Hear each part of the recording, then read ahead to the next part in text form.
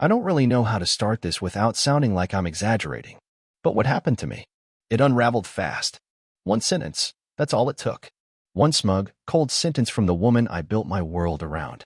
I have a date. She said it like it was normal. Like she had just told me she was going to get her nails done. We've been married for 11 years. 11. We met in college, built a life, a house, a routine. I thought we were stable, not perfect, but still standing. I didn't realize until that moment that she had been silently hammering at the foundation for years while smiling at me every morning. It started like any other Thursday night. She came home later than usual, said she had a networking dinner, which she claimed would help with her promotion. I didn't think much of it. She worked in corporate strategy. Long hours and social climbing came with the territory. I trusted her. She always made a point of telling me where she'd be, sending photos from dinners with colleagues, little check-in texts. In hindsight, they were decoys, well-crafted lies to keep suspicion away. But that night, she changed. She walked in wearing something she hadn't worn in years, a slim black dress that hugged her like it had been tailored that morning. Red lipstick. Perfume I didn't recognize. It wasn't just the look, it was the energy. Confidence? Arrogance? I couldn't place it. I asked her, "Big client tonight?" That's when she turned. She looked me straight in the eyes and smirked, not smiled, smirked and said it. I have a date. For a moment, I didn't react. My brain fumbled with the words like they were in a language I didn't know. Then I laughed. Genuinely laughed. It wasn't planned. It wasn't strategic. It just came out. Because the woman I made dinner for last night, the woman who kissed my forehead goodbye this morning, had just casually admitted to cheating. And she expected me to break down? No. Instead, I asked, "Do you want me to pack you an overnight bag, or will you just wear that dress again tomorrow?" She froze. The smirk slipped for the first time. I could see something flicker behind her eyes, confusion, maybe panic. But I didn't stop. I stood up, walked past her, and calmly placed her favorite travel bag on the counter. Then I opened her phone. Yes, I had the passcode. Of course I did. We had nothing to hide, or so I thought. But she had gotten lazy. No hidden apps, no alternate accounts. Just open text threads with a guy named Aaron Marketing. I read messages that made my spine crawl. Voice notes. Photos. Plans. It had been going on for over 6 months. And here's the part that gets darker. It wasn't just one guy. That was just the current one. In her archive folder, I found more. One in finance. One from her gym. One from a past work conference. I was married to a woman who didn't cheat. She maintained a rotation. So, I made a choice. That night, as she stood speechless by the door in her little black dress, I said calmly, "Go. Enjoy your date. And don't worry, you won't have to lie when you say you're staying somewhere else tonight. This won't be your home anymore." She stammered something. I don't even remember what. I think she thought I was bluffing, that I was having a reaction. But I wasn't. I had just realized my wife was a stranger who used to love me. And by the time she walked out the door, I had already transferred every shared bank account out of her reach. She must have expected a scene. Maybe she thought I'd scream, cry, block the door, or pathetically ask, "Why him?" But I didn't, because I already knew who Aaron was. What she didn't realize was that 3 weeks earlier, her little affair started unraveling. By accident. I borrowed her laptop to check a flight confirmation. She was flying to Chicago for what she said was a Women in Leadership Summit. And that's when I noticed it. A Google Maps pin, saved under Aaron's Loft. Just casually sitting in her history, synced across her devices. I clicked on it. A luxury apartment in downtown, not even near her conference hotel. That night, I didn't confront her. I didn't say a word. Instead, I made copies of everything. Screenshots. Bookings. Photos from her iCloud. She never logged out. I watched her live a double life right in front of me while I waited for the right moment to strike. The moment she thought she was in control. So when she finally said, "I have a date," I wasn't shocked. I was ready. The second she left, I called my brother Mark. He's a lawyer. By midnight, divorce papers were already being prepped. I had full documentation. I had legal standing. I had proof of ongoing adultery, financial fraud. She used our joint card to book hotel rooms, and emotional abandonment. I didn't want revenge. I wanted freedom. But I wasn't going to give her a single dollar more than she deserved. Which was nothing. In the morning, I did something she didn't expect. I sent her flowers. Yes, flowers. With a card that read, "You looked stunning last night. Just wanted to say thank you for making this so easy." My attorney will be in touch. Jay. Within an hour, she called. I didn't answer. Then came the messages. Jason, what the hell is this? Are you being serious right now? You said you were okay with me going out. I stared at those texts and laughed again, not because they were funny, but because they were sad.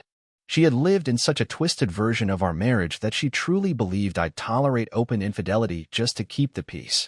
She thought I'd be afraid to lose her. But I wasn't losing her. I was losing a lie. By the weekend, Aaron, reached out to me. Yeah, he texted me. I guess she didn't tell him I existed. Or maybe she claimed we were separated. His message was short but insane. Hey man, sorry if things got weird. I didn't know she was still married. We didn't mean for it to get serious. That's when I realized something even more brutal. She told each of them a different story. One guy thought she was divorced. Another thought she was trapped in a loveless marriage. Aaron thought she was just having fun and technically separated. She wasn't cheating on me. She was cheating on everyone. So I responded, no hard feelings. You're not the first. Check her LinkedIn. Scroll down to the finance conference in Atlanta. The guy in the group photo next to her? Ask him what he remembers. Then I blocked him. By Monday, she was back at the house. She didn't knock, she barged in like she still lived there. But she stopped in her tracks when she saw the boxes.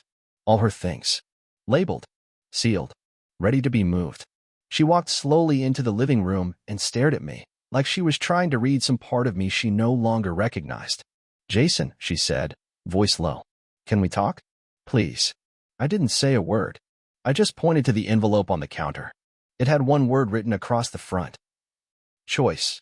Inside was a letter explaining that she could either agree to a clean, quiet divorce, no court, no drama, or we could go public. I had every message, every hotel receipt, and even a few videos she didn't realize had been saved to the cloud. I gave her a choice. But she already made the first one when she chose someone else's bed. She reached for the envelope with shaking hands. And that's when her phone buzzed on the table. It was another message. From someone named Darren.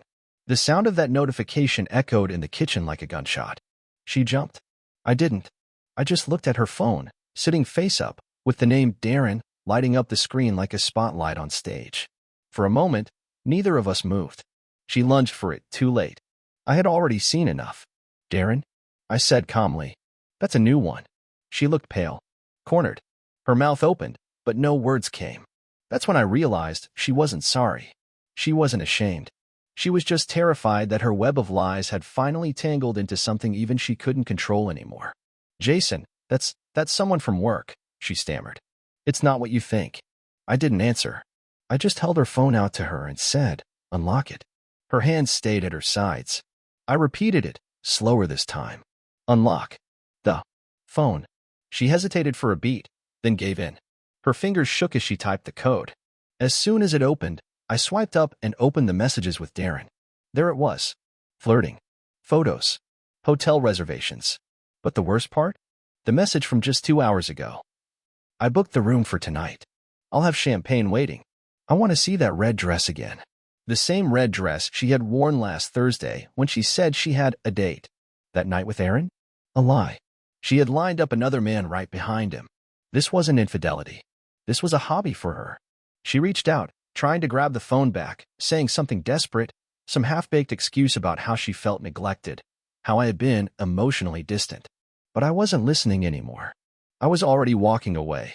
I left the phone on the kitchen island, screen still lit up, Darren's message staring at her like a spotlight she couldn't escape. She followed me into the hallway. Jason, please. Please, stop. I turned and faced her. No, I said quietly. You don't get to beg now. Not after what I found. Not after Aaron. Not after Darren.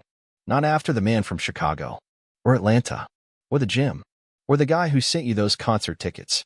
You built an entire second life behind my back. She started crying then. Real, ugly crying. But I felt nothing. I had cried already. I had bled already. She just hadn't seen it. Now it was her turn. That night, I booked myself a suite downtown. I needed space, not to cool off, but to rebuild the wall she tore down, brick by brick. I didn't tell her where I went. I just left the house, locked the door, and turned my phone off. By morning, she had sent over 30 messages. I can't lose you. Please don't do this. You were everything to me. It didn't mean anything. lies stacked on top of lies. She thought if she buried me in words, I'd forget the weight of her actions. But what she didn't know is that I had already met someone, not in a romantic way, but someone who had reached out to me. His name was Nick. Nick was the ex-husband of a woman named Rachel, someone my wife worked with. And Rachel was one of the names I had found in my wife's texts. Not a man, a woman. Rachel had helped her plan dates, lie, cover for her, make excuses. Nick found out the same way I did, by accident. He found receipts in his wife's purse for a dinner she didn't attend. Then he found texts, the same names, the same Aaron, the same Darren. Turns out, my wife wasn't just cheating. She was part of a network of married women covering for each other, enabling each other's affairs like some kind of betrayal support group. Nick and I met at a bar. He was 3 years past his divorce. He bought me a drink and told me something I won't forget. She's not the woman you married. She's the woman she became when no one was watching. He was right, and I knew what I had to do next. Nick wasn't just another betrayed husband. He was a mirror. Everything I was feeling, the betrayal, the hollow confusion, the pressure in your chest when you realize someone you loved was living a secret life. He had been through it all. But what really struck me was how calm he was about it. Not bitter, not broken, just clear. We sat in that bar for over 3 hours. Every name he mentioned, I recognized. Every detail, every timeline, it all lined up with what I had found in her messages. It was like someone handing me a map of the war I had just been dropped into. She used Rachel as a cover? I asked. He nodded. They all do. It's like a circle of deception. Your wife used Rachel. Rachel used your wife. Another one used them both. You weren't married to a person, man. You were married to a system. A system. That word hit me like a freight train. Because now, I started seeing it all in reverse. The random overnight trips. The last-minute networking dinners. The gym sessions where she came back too fresh, too glowing. The way she suddenly got her hair done before women's retreats. The way she stopped inviting me to company parties. It wasn't sloppiness. It was strategy. Planned chaos. But Nick had gone a step further than I had. He had tracked down the guy who blew up Rachel's affair, and in doing so, he uncovered a burner group chat. That's right, a separate chat on a hidden app where these women coordinated cover stories, booked rooms under fake names, helped one another avoid being tracked. They even exchanged tips for hiding affairs from iPhone activity logs. My wife wasn't just disloyal, she was organized. Professional. Nick slid his phone across the table and showed me screenshots. There she was, my wife, laughing in group chats with names like The Escape Room and Weekend Warriors. There were coded phrases, emojis, inside jokes. She even posted a photo of me once, asleep on the couch, with the caption, "He thinks I'm on a Zoom call faced with tears of joy." I swear, something in me cracked in that moment. It wasn't just that she cheated. It wasn't just the lies. It was that I had become entertainment. A prop in a play she performed for her friends. I was the background noise in her double life. I left the bar that night with 2 things, a flash drive of evidence Nick gave me, and a level of clarity I hadn't felt in months. I drove home, not to argue, not to fight, but to end this on my terms. When I walked through the door, she was in the kitchen, staring at her phone. She looked up, startled. Her eyes were red. I could tell she hadn't slept. "I thought you left for good," she said, like I was supposed to be touched. "I did," I answered. "I just came back to take care of something." I went straight to the bedroom, opened the safe, and pulled out a stack of envelopes. Legal documents, financial statements, her burner credit card bills that I had pulled from our cloud storage. I laid everything on the dining table. She walked in behind me, silent. "Read," I said. "Take your time." And I left the room. When I came back 20 minutes later, she was shaking. "Jason, what is this?" "That's every lie. Every night you said you were tired. Every morning you said you had an early meeting. Every time I told myself I was being paranoid. That's all of it." Tears welled up in her eyes. "I didn't mean for it to go this far." "Stop," I cut in. "You didn't trip and fall into 6 affairs. You didn't accidentally book hotels under fake names. You didn't mistakenly laugh at me with your friends while I slept on the couch waiting for you. This didn't happen. You built it." She tried to speak again, but I wasn't listening. I pulled out one final envelope. "What's that?" she asked. "Your job's HR director," I said. "It's a timeline of your trips and expenses charged to the company while you were sleeping with your coworker. You might want to call a lawyer." Her face went white. I leaned in and said, "I'm not just divorcing you. I'm erasing you. You're not going to humiliate me and keep your world intact. You made this mess, now drown in it. And I walked out again. But this time, I wasn't the only one leaving. She was about to get a phone call from her company, from her mother, and from someone she had truly underestimated, Rachel. Because I had just sent Rachel everything, too. The moment I hit send, I knew the next few days would unfold like a slow-motion car crash. Rachel wasn't just some office friend of my wife's. She was the ringleader. Or at least, the one most tangled up in the web. If there was a queen bee in this network of betrayal, it was her. And I had just lit a fuse under her entire world. By noon the next day, my wife's phone started ringing nonstop. I didn't answer her texts. I didn't look at her missed calls. But I did watch from a distance as everything she built, the lies, the performances, the fake sisterhood, began to collapse in on itself. Rachel called my wife at least 6 times in a row. Then her husband Nick called me. "Dude," he said, low and almost winded. "She just found out." I waited. "She's gone ballistic. She screamed at me for talking to you. Then she saw the screenshots you sent, and now she's threatening to go after everyone involved." "Let her," I said. "She helped destroy my marriage. Now she can watch her own fall apart." He sighed. "You sure you want to play it like this?" "Nick," I replied, "I'm not playing anymore." Later that afternoon, I received a message from a number I didn't recognize. It was short, cold, from Rachel herself. "You think you're smart? You just ruined lives." I replied. "I didn't ruin anything. I just stopped pretending." That night, my wife came by the place I was staying. She didn't knock. She buzzed from the front entrance like some visitor. I didn't want to let her in, but I needed to see how far she'd fallen. So I did. When the elevator opened, I almost didn't recognize her. No makeup. Eyes swollen. Hair a mess. Not the perfect corporate version of herself she always polished up before walking into boardrooms or bars with her lovers. Just her. Raw. Exposed. The version she never let me see anymore. She stepped into the living room slowly, like it wasn't her place to be anymore. Because it wasn't. "I lost everything," she whispered. "Rachel told HR. They suspended me. My inbox is frozen. Legal is involved." "Jason, No," I said, interrupting before she could launch into another scripted sob story. "You lost nothing I didn't already know you didn't value." She stared at me for a moment, and then, something I wasn't expecting, anger. "You think you're better than me?" she snapped. "You think just because you caught us." "Us," I said, eyebrows raised. "There's no us. There's you, and the half-dozen people you've been playing while smiling in their faces. Including me. Including your boss. Including Rachel. You built this fallout. Now own it." She stepped back. "You wanted to humiliate me." "No," I said, standing slowly. "I wanted you to look in a mirror without makeup. And I wanted you to finally see what the rest of us had to pretend we didn't see for years." She sat on the armrest of the chair like her legs had given out. "What now?" she asked. "What do you want from me?" "I want nothing," I said. "But your company wants explanations. Your friends want distance. Your mom called me asking what the hell happened. And your gym trainer just texted me, asking if it's true." She looked up sharply. "Wait. Travis?"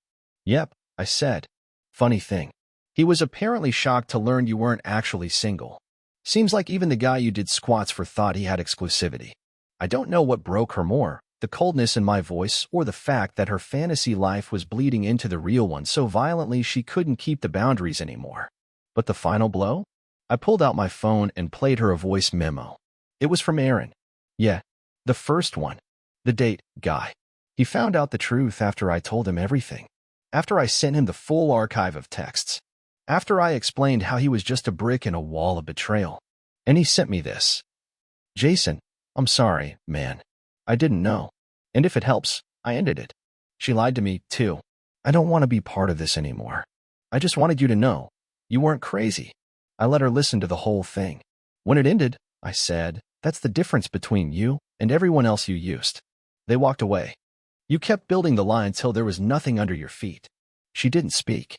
There was nothing left to say. I pointed at the door. And she left. But this time, I knew she wouldn't bounce back. Because the mask had finally fallen, and underneath it wasn't a misunderstood woman who wanted to feel alive again. Underneath was someone who had hollowed herself out in the name of fun, and didn't even realize she was empty until the echo came back. I didn't plan on hiring someone. At first, I thought I had seen everything. But the more I uncovered, the more I realized how much of her life had been scripted, staged for my benefit, while the truth played out off camera. I wasn't living with a wife. I was living with a method actor. So I called a guy I knew through my brother, a quiet, meticulous investigator who usually worked corporate fraud cases. He wasn't cheap, but he was surgical.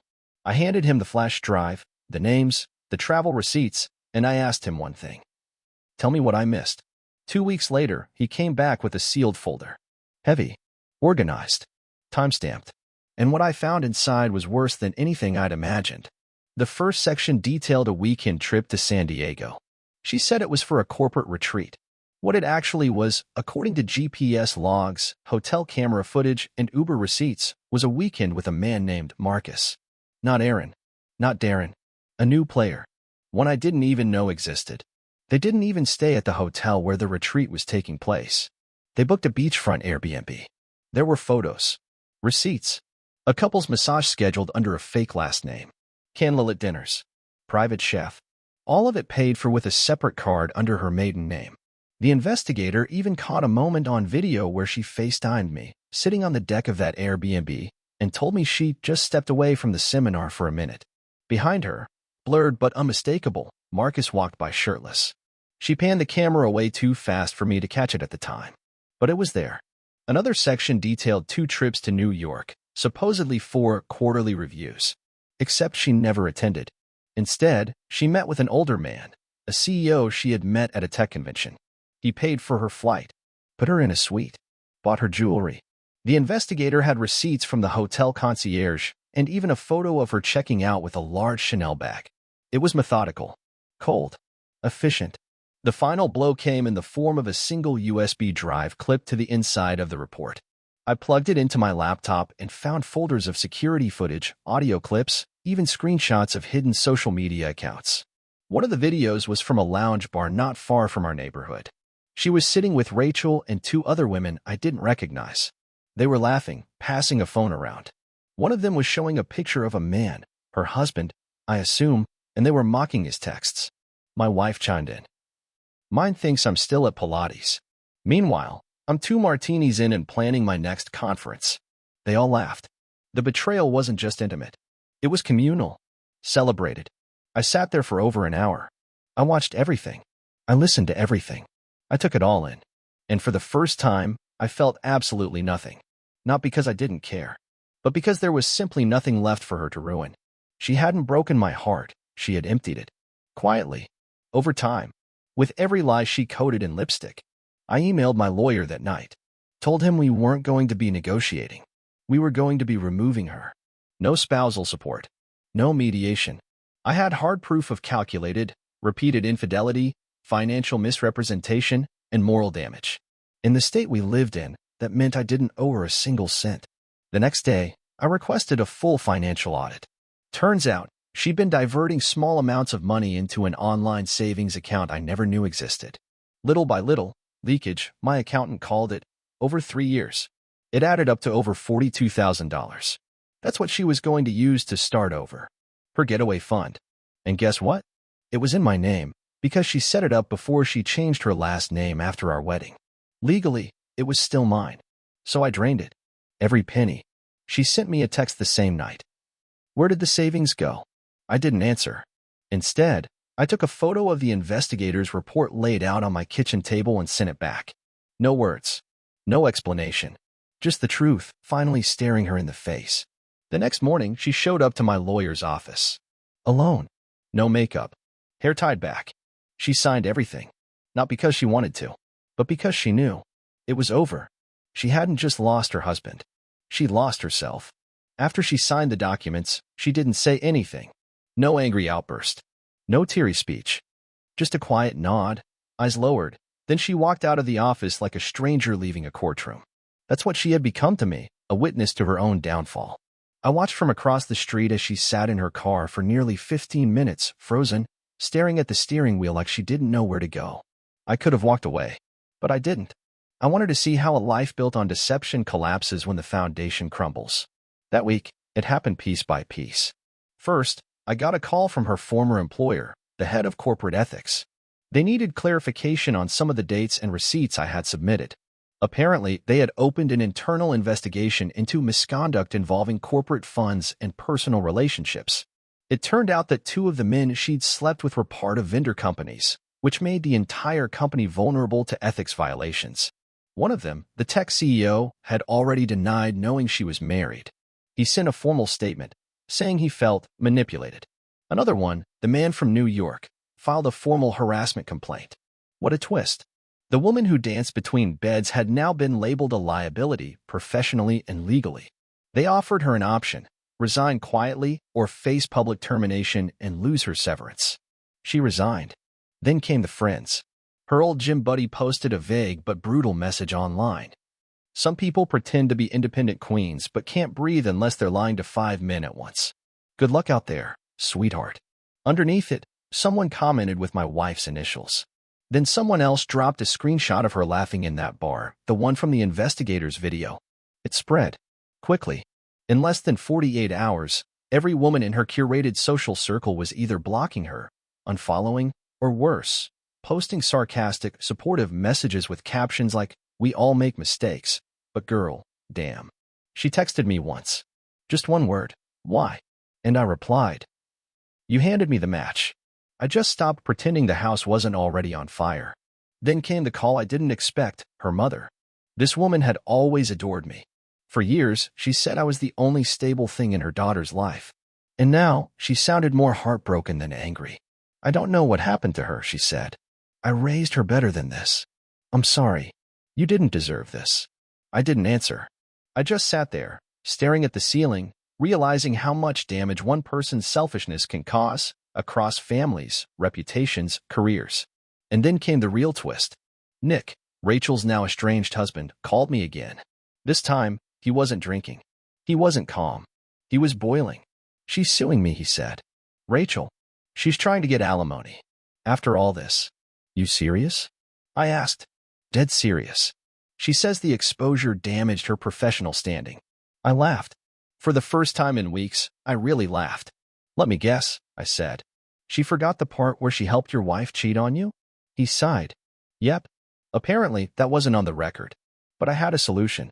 The investigator had gathered screenshots from the escape room group chat, including Rachel planning alibis, coordinating cover stories, even mocking Nick in real time as she watched him make dinner for their anniversary while she was texting another man under the table. So I sent Nick everything. 10 minutes later, he replied, "Brother, you just saved me tens of thousands of dollars. I owe you a drink.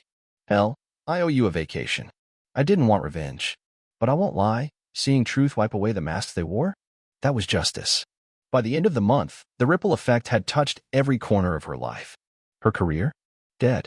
Her reputation? Gone. Her friendships? Scorched. The money she stashed away to run? Legally reclaimed. And as for me? I had started rebuilding. A new apartment. Quiet. Clean. No ghosts in the walls.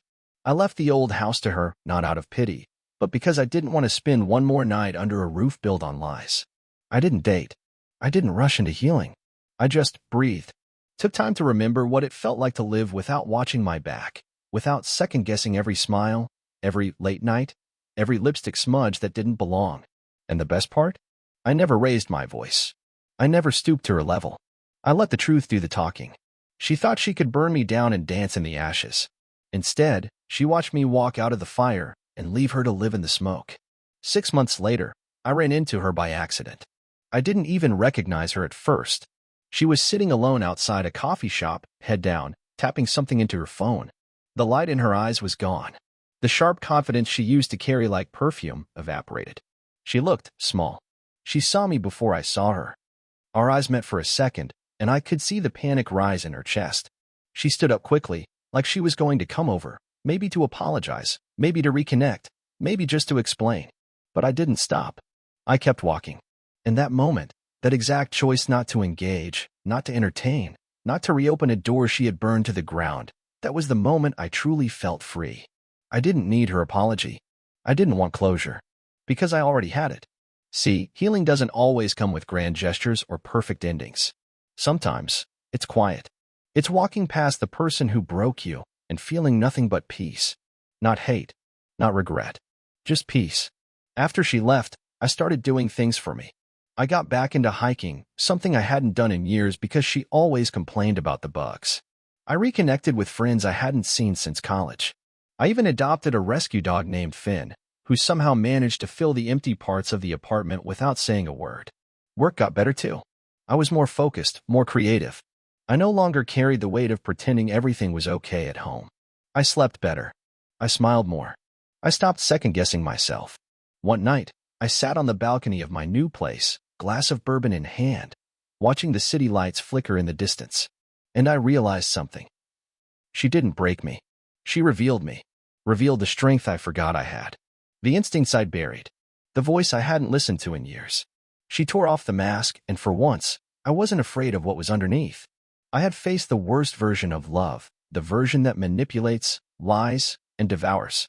And I walked out of it not bitter, not broken, but rebuilt. They say betrayal changes you. They're right. It does. But what you do with that change, that's up to you. I chose to live better. She chose to lie. And now? She lives in the ruins of her own creation. I live in truth. And I've never felt more alive.